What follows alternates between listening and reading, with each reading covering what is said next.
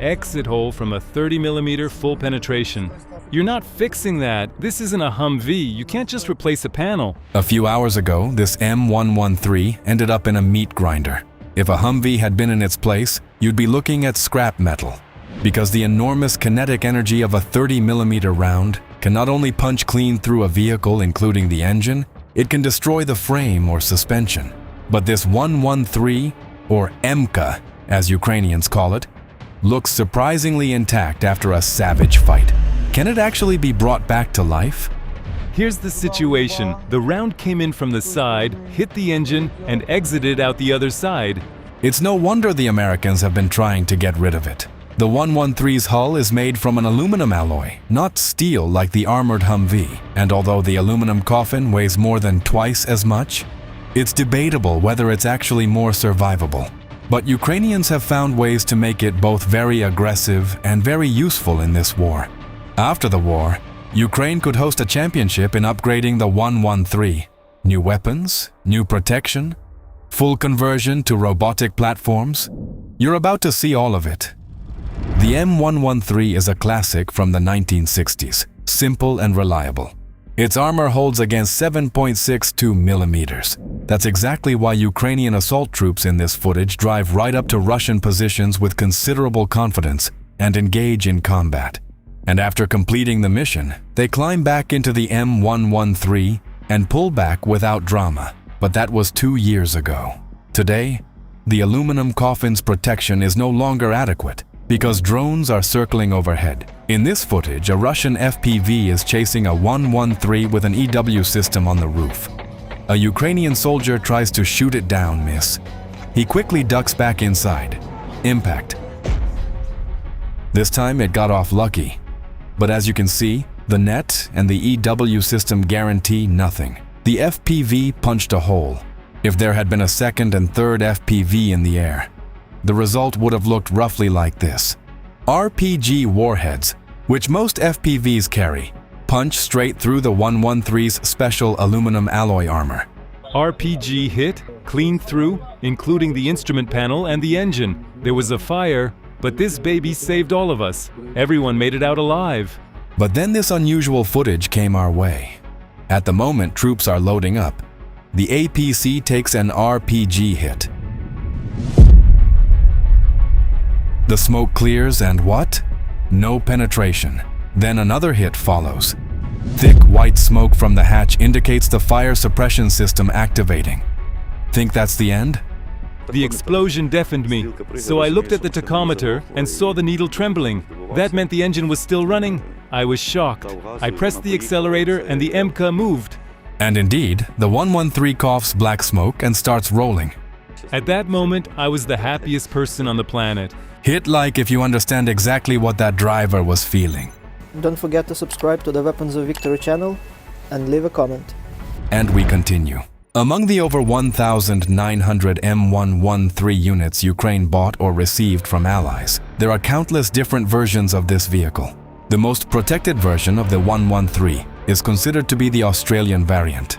The aluminum coffin is covered in ceramic panels that stop 14.5 millimeter rounds. The floor is reinforced with steel against mines and IEDs. Inside, lining that stops secondary fragments. But most of the 113s Ukraine received are just plain aluminum boxes. If you drive one near the front line, the question isn't whether something will hit you, it's from which direction. A heavy machine gun, an artillery fragment, an FPV, any one of those turns the APC into a crematorium. So Ukrainians do what soldiers have always done when the equipment fails them. They MacGyver it. Just finished, added armor, welded on a cage, made a visor over the ramp, still need to hang the chains. And there's your secret to the 113's resistance against RPGs. No factory version of the American APC has this kind of toughness. And that's not even the most exotic upgrade option. But gradually real combat has defined what the ideal 113 should look like. What you'll see next isn't a garage solution. It's a new modification being developed and tested right now by the Ukrainian army. And what about weapons? Oh, things get just as interesting there. The most aggressive, teeth-bared version of the American APC is arguably the Belgian variant. closely mirrored by the Dutch series. This cannon demolishes everything. That's a turret with a cannon, plus 180 rounds of 25mm arguments in reserve. There were cases where this thing took apart a T-80. And for dessert, an FN Mag 7.62mm machine gun, because sometimes less is enough. We have a separate video on our channel about how the Benelux modification of the M113 fights in combat, so we won't go deep on that here. There's also a version with the Mark 19 grenade launcher. I turn on this monitor, then I turn this on here. Done. It's ready to fire. And this is a self-propelled 120mm mortar. The logic is simple: shoot and run. But all of that is the exotic stuff, because the majority of the M113 fleet in Ukraine consists of baseline models. For those, the Madus is the gold standard. The heavy machine gun is mounted on an open turret at the commander's hatch. On baseline models, 360-degree protection for the gunner is not standard. To fire, you have to expose yourself and become a target. But nobody wants that. So in Ukraine, American APCs are being fitted with structures that protect the gunner from snipers and fragments. Look at how many hits this turret has absorbed. Without it, that machine gunner would have been killed in the first second of the fight. But can you install a remote weapon station and turn the aluminum coffin into something that actually belongs in the 21st century? Certain Ukrainian units are installing the SARP dual combat module from Turkish defense company Aselsan. In the Ukrainian version, the combat module is fitted with 12.7mm and 7.62mm machine guns. Other machine guns can't be installed right now. All the standard mounts were designed specifically for these. The module is remotely operated, controlled from inside the APC, but can also be fired manually if needed. And this thing is helping shoot down Shaheeds. But what about assault missions? Australian and Dutch experience shows that virtually anything that shoots can be mounted on the M113 platform.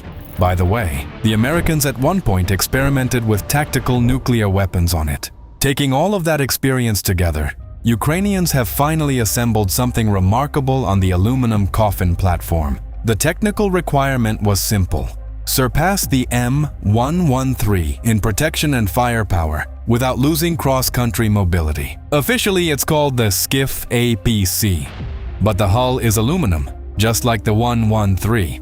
The armament is a remote weapon station with a 12.7mm or 14.5mm machine gun. Crew? 3 people plus 8 dismounts. Even if steel hulls replace the aluminum ones in production, the visual profile leaves no doubt. This is an improved American, or its European derivative. It withstands a 6-kilogram explosive detonation under the floor and point-blank 14.5mm hits to the frontal aspect. With the reinforced armor and combat module, its weight reaches 15 tons, but that's not a critical issue.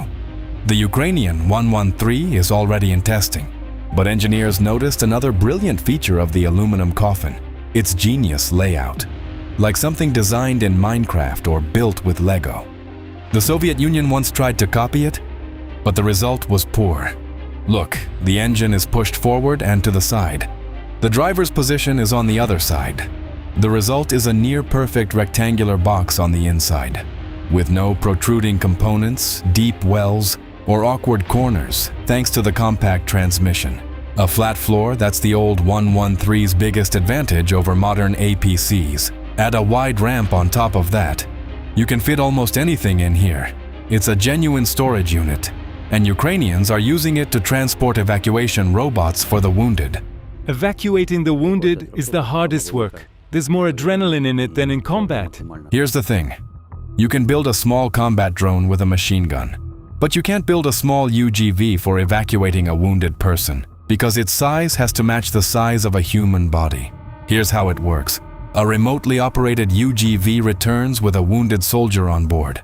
At a somewhat safer distance from the line of contact, an M113 is waiting for it. Watch. The UGV drives inside the armored vehicle like pulling into a garage. Now you have to move fast because its add-on protection might survive 1 or 2 FPV hits if lucky. But if there are more birds up there, well, you know how that ends. Missions like these always come with a huge adrenaline rush, but they also always bring enormous joy when everything works out.